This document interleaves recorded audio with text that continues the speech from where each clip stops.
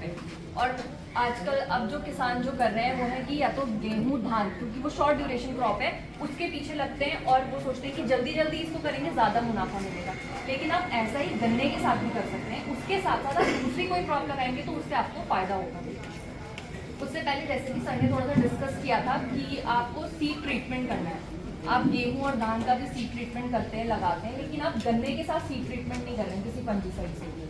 और उसका अगर आप सीड ट्रीटमेंट करते हैं तो उसका आपको फायदा जो है आपकी सहफसली खेती में भी मिलेगा। मैं आपको बताती हूँ कैसे। क्योंकि जो हमारी मिट्टी है उसमें जो फंगस का स्पोर जिसे हम कहते हैं, या जिससे हम फंगस उत्पन्न होगी, वो सॉइल में कम से कम नहीं तो 2-2 साल तक पड़ा रहेगा। उसको कोई हार्म नहीं होगा ना वो, और वो बहुत गहरी मिट्टी में होता है ना, वो टेम्परेचर बहुत ज़्यादा गर्मी से भी खराब नहीं होगा। और कुछ फंगस के स्पोर ऐसे होते हैं जो आपकी मिट्टी में कई सालों तक पड़े रहेंगे, 10-10 साल तक पड़े रहेंगे। तो इससे अभी बहुत ज़्यादा ज़रूरी है कि आप जो है अपने गन्ने के बीज को ट्रीट करके तब बोएं। उससे जो है आपकी सहफसली खेती में भी फायदा आएगा।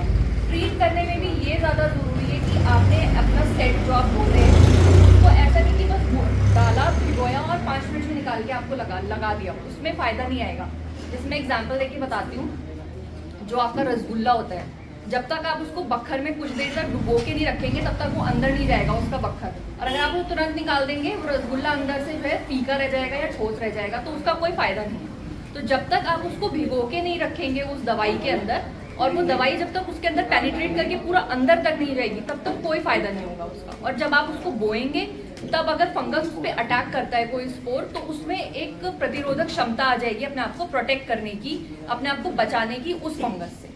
तो ये तो सीड ट्रीटमेंट की बात मैंने आपको बताई कि कैसे गन्ने के लिए भी बहुत ज़्यादा ज़रूरी है, और सहफसली में इसलिए ज़रूरी है कि अगर एक बार आपका गन्ने का जो बीज आपने बोया वो फंगस से इन्फेक्ट हो गया, वो फंगस स्पोर प्रोड्यूस करेगी और पूरी जो है ज़मीन में अपने आसपास उसको फैलाना शुरू करेगी। और यदि आप कोई सहफसली ले रहे हैं और वो सहफसली जो क्रॉप है वो अगर उसके लिए ससेप्टेबल यानी उसमें उसके लिए प्रतिरोधक क्षमता नहीं है उस फंगस के लिए, तो वो भी इन्फेक्ट हो गया और आपको दुगना नुकसान होगा। तो आप एक छोटी सी चीज़ करके अपनी दोनों क्रॉप्स को बचा सकते हैं। तो पहले बात करते हैं कि इसके फायदे क्या हैं सहफसली खेती करने के।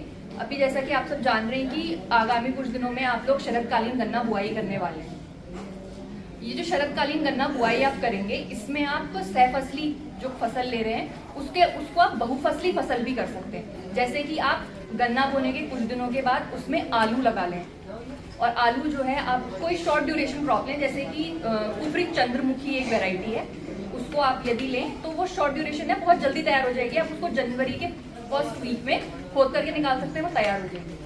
उसके बाद ही आप उसमें या तो प्याज लगा लें या धनिया लगा लें, ये बहुफसली में आ जाएगा। एक उतने ही ड्यूरेशन ऑफ क्रॉप में यानी शुगर केन में जो आप गन्ना लगा रहे हैं उसमें आपने 2 से 3 फसलें ले ली उसी ड्यूरेशन में। ये तो आपको इसका फायदा रहेगा। दूसरा फायदा ये है कि जो सिंचाई के संसाधन, बाकी क्रियाएं या खाद आप अपने गन्ने में डाल रहे हैं, उसी का फायदा आपको अपनी जो दूसरी क्रॉप आपने लगाई है उसमें भी मिलेगा। अब बात करते हैं कि जो हम फसल का चयन कर रहे हैं कि हमें कौन सी फसल लगानी है गन्ने के साथ, वो भी बहुत महत्वपूर्ण चीज़ है। जैसे फसल जो आप लगा रहे हैं गन्ने के साथ वो ऐसी होनी चाहिए कि जो गन्ने के ऊपर छाया ना करने लग जाए। यदि वो गन्ने के ऊपर छाया करने लग जाएगी या उससे ऊंची हो जाए, गन्ना आपका अभी छोटा सा ही है या उससे जल्दी बढ़ गई उसके ऊपर छाया करेगी, तो आपके गन्ने को उसका विपरीत प्रभाव पड़ेगा, क्योंकि वो उसका धूप रोकेगी, उसके ऊपर जो न्यूट्रिशन उसमें से फोटोसिंथेसिस वगैरह सब जो भी प्रकाश संश्लेषण की क्रियाएं होती हैं उन सब पे बहुत विपरीत प्रभाव पड़ेगा। दूसरी चीज़, जो आपकी फसल है जो आप गन्ने के साथ ले रहे हैं वो शॉर्ट ड्यूरेशन होनी चाहिए, यानी जल्दी पककर तैयार होनी चाहिए। जल्दी पकेगी, खेत जल्दी उस बीच में जो खाली हो जाएगी जगह, कम से कम न्यूट्रिएंट्स या तत्व वो सॉइल में से लेगी और कम से कम विपरीत प्रभाव वो आपके गन्ने पर डालेगी। तो दूसरी बहुत ज़रूरी बात यह है कि उसको शॉर्ट ड्यूरेशन क्रॉप यानी बहुत छोटी सी फसल होनी चाहिए। तीसरी बात यह है कि जो फसल आप ले रहे हैं वो ना तो गन्ने पे कोई रोग या कोई कीट को अपनी तरफ आकर्षित करे, ऐसी फसल होनी चाहिए जो गन्ने के लिए कीटों को अपनी तरफ आकर्षित ना करे, और जो गन्ने की ब्याज या वृद्धि जिसको आप कहते हैं उस पर कोई विपरीत प्रभाव न डाले।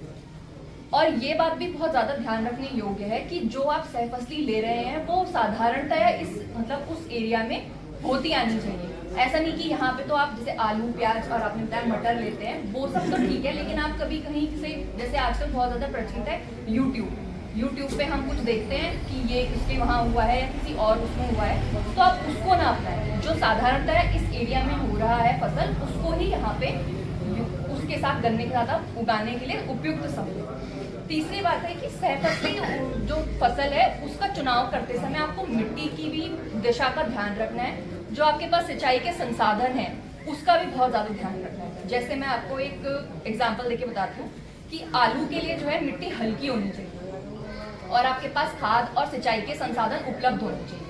वहीं जो तराई के क्षेत्र हैं उसमें लाही की सहफसली उपयुक्त मानी गई है। ये हमारे शोध केंद्रों द्वारा बताया गया है कि लाही तराई के क्षेत्र के लिए उपयुक्त है।